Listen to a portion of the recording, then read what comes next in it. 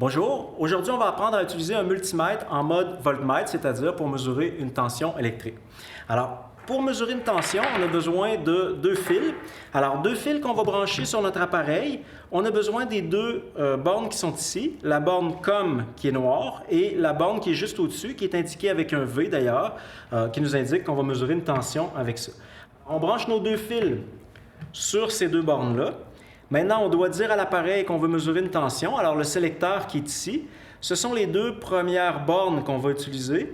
Alors, le premier V avec une petite vague au-dessus nous indique que c'est pour mesurer du courant alternatif.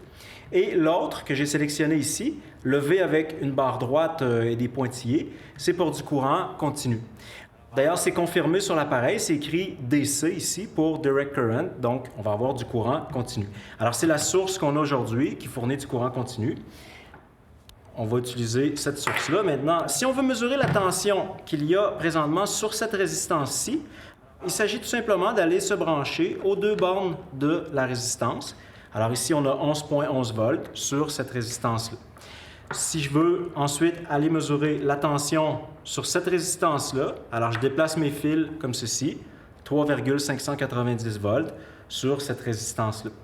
Et vous voyez, on peut très facilement déplacer nos fils. Je pourrais même aller voir quelle est la tension fournie par la source directement. Alors, je branche mes deux fils sur la source, 14,72-73 volts dans ce cas-là. C'est très facile de se déplacer.